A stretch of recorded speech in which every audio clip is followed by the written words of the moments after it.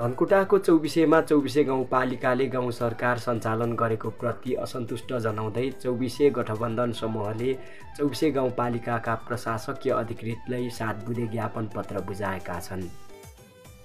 ज्ञापन पत्रमा चौबिसे गाउँपालिकाभित्र रहेका स्कुलहरूका शिक्षक तथा कर्मचारीहरूलाई पार्टीको झण्डा बोकाएर धरना जुलुस र विरोध कार्यक्रममा प्रयोग भएको देखिएकोले सोका मनन गरी अविलम्ब अब उपरान्त यसरी प्रयोग नगर्न, पालिकाभित्र कुनै पनि योजनाको समिति बन्दा एकै दलको एकपक्षीय ढङ्गले बन्ने गरेको व्यापक गुनासो भएकोले अबदेखि योजना सञ्चालन समिति बनेमा सर्वपक्षीय किसिमको बनाउनु पर्ने, ठेक्काबाट गरिएका कामहरू नाम मात्रका गुणस्तरहीन पाइएकोले सर्वदलीय र सर्वपक्षीय ढङ्गको योजना अध्ययन अनुगमन समिति बनाउने र समितिको सिफारिस बमोजिम मात्र निकास हुन सक्ने किसिमको नीति बनाएर पालिका अगाडि बढ्नुपर्ने, पालिकाको विपद कोष परिचालनमा डोजर लगाउने नाममा एकपक्षीय समिति निर्माण गरी आफ्ना कार्यकर्ताको पकेट क्षेत्रमा मात्र डोजर लगाएर भत्किएर झरेको पहिरो सोर्ने सरसफाइ गर्ने जस्ता आरोप सुनेकोले अब उपरान्त चित्तबुझ्दो ढङ्गले काम गर्नुपर्ने,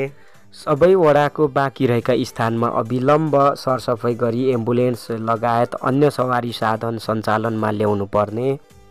स्थानीय सरकारले कर्मचारी नियुक्ति गर्दा राम्रोलाई भन्दा हाम्रोलाई आँखामा छारो हाल्न कठपुतली छनौट समिति मार्फत जागिर खुवाएको भन्ने जनताको गुनासो आएकाले क्षमता र दक्षताको आधारमा अबबाट निष्पक्ष रूपमा छनौट गर्नुपर्ने,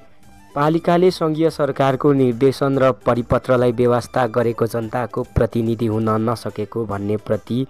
गठबन्धनको गम्भीर ध्यान आकर्षण भएको, त्यसैले यी माथिका बुदाहरूमाथि सच्चिएर पालिका सरकार अगाडि बढ्नुपर्ने सहितका मागहरू उल्लेख गरी प्रशासकीय अधिकृतलाई बिहिबार ज्ञापन पत्र बुझाएको हो।